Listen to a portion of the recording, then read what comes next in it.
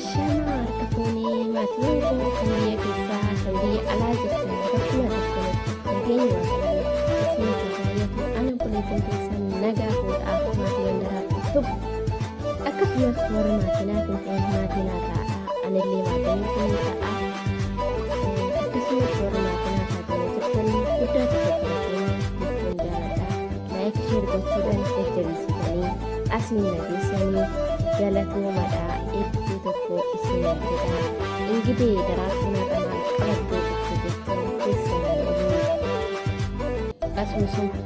asoosama jaalalaa kutaa arbaffaaf shanaffaa isinii qabadhee dhufe jechuudha kutaa walumaan dubbisuu duuka bu'aadha isinii jedha ittiin keessaan anuma wajjin asoosama jaalalaa wayyoo jedhee jalaa qabuu hin dandeenye jiituunis boo'icha ishii amma dandeessu ergaa boosseen booddee dadhabdee itti dhiiste armeen jiituu sababa abbaan jiituu du'eefi akka malee rifattee sababa rifattu ishii kanaan akka malee deddeebi'ee ishii dhukkubaa jiituun du'a abbaa ishii cinaatti dhukkubsachuun armee ishii immoo baay'ee ishii miidhe sababbii kanatti barnoota ishii akka duraanitti deemuu itti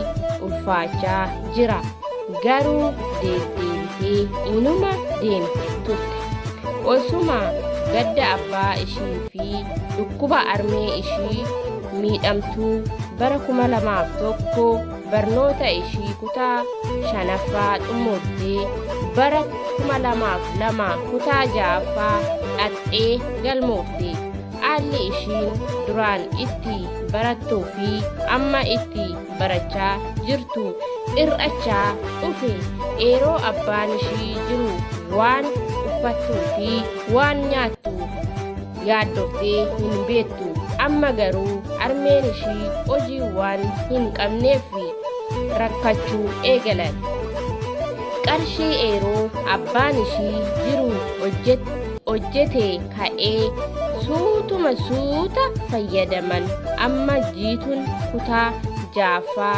xumurtee gaafa ishiin kutaa 7ffaa eegaluuf jettu garuu qarshii homaayyuu of harkaa dhaban jiituun rakkina hiriyyaan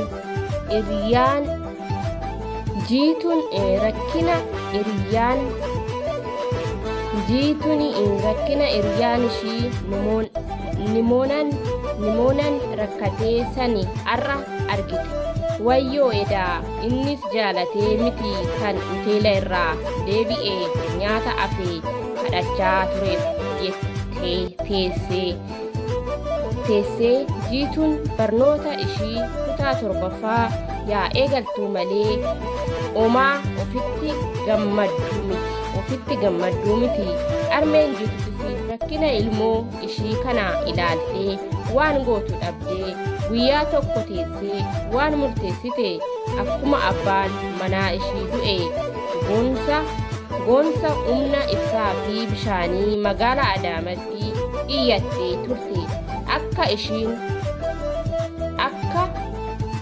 ishiin gargaaranii fi amma teessee gaafa yaaddu maafan isaanitti deebi'ee hin kadhadhu jettee eeruma sanii uffata ishii jijjiirtee gara isaanitti qajeelte akkuma achi geessanii biiroo hangoosaa wal galaa bira seentee isaan booda gala abbaa manaa ishii itti du'e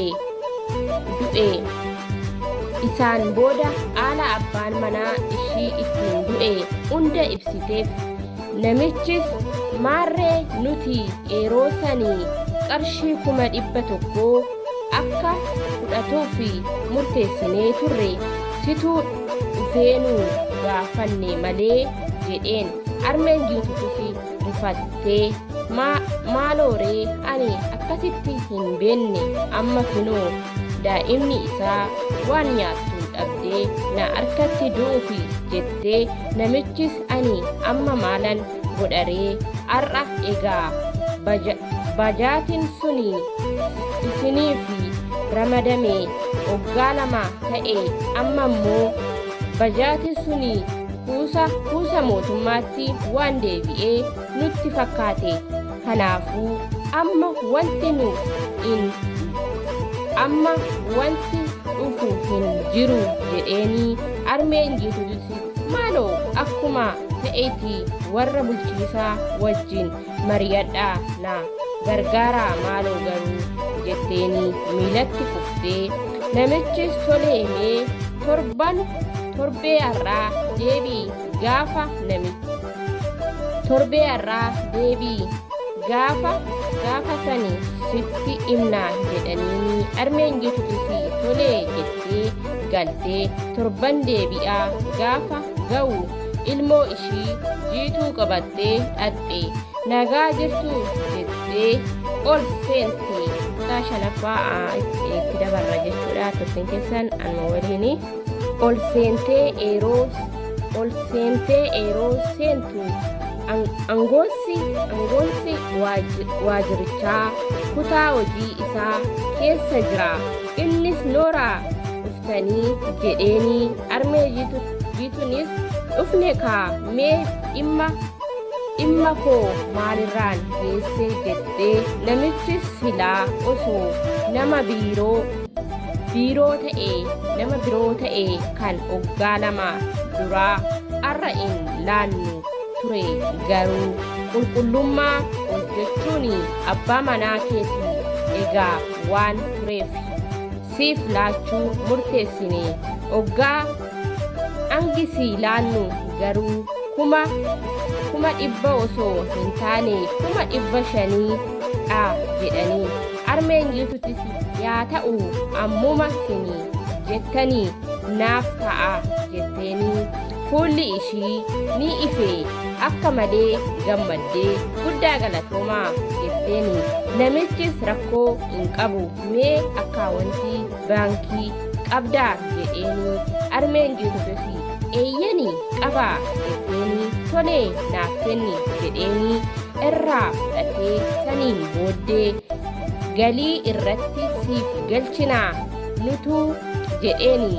ishiinis tolee jettee jiituu qabattee gara manaa deebitee gaggaleessa armeen jiituu fi jiituun osuma mana ta'anii miseejjiin irratti galee eeroo baastee ilaaltu qarshiin 500 irratti galeeraa ishiinis gammaddee dhala ishii jiituu ofitti qabdee dhungatte. Jiituunis maali armee qarshichatu galee moo jettee eeyyanii dhala koo nuuf galee ammaan booddaa jireenya keenya toora galchannee jiraachuu dandeenya jetteenii jiituunis waan ta'eef kanatti baay'ee gammadde abbaan ishii du'uusii amanuu iyyuu karaa isaa gargaaramuu ishii baay'ee ishii gammachiise.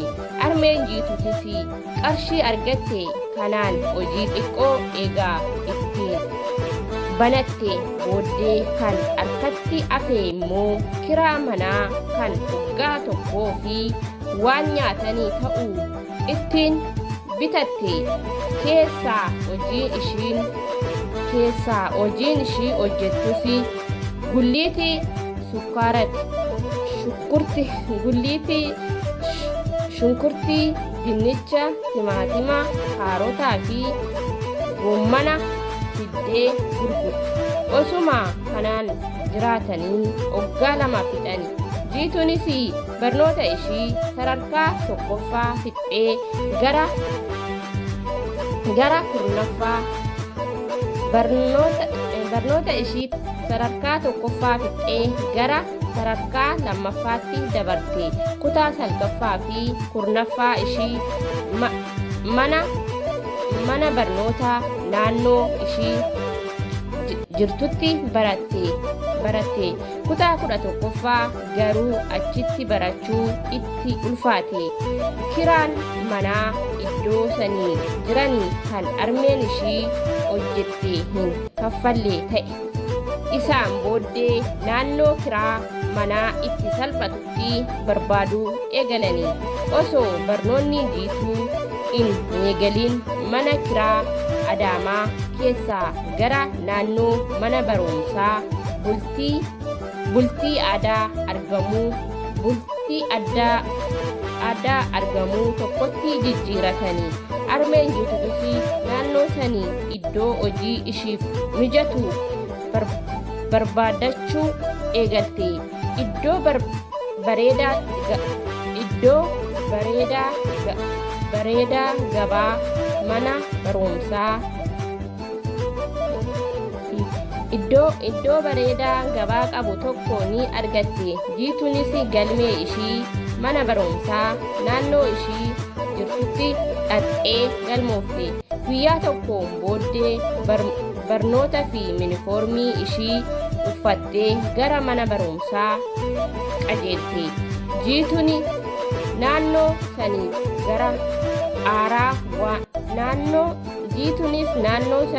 haaraa waan taateef nama tokko illee waan beektu hin qabdu. Garuu osuma mana barumsaa deemaa jirtuu wanti ishii yaadde hin beekne ishii qunname. Sagalee jiituu jedhu duuba ishiitti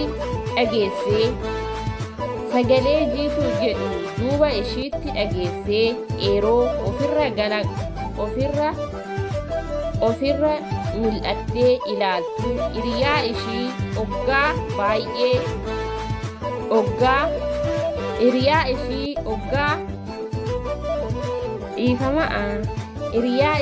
oggaa torbaan dura adda ba'anii namoota. Jiituunis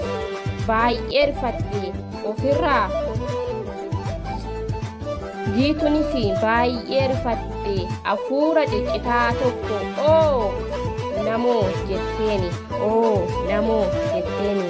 waan na dhaggeeffataniif guddaa galatoomadha. Dubbisa irratti garuu dogongoraa ni jira.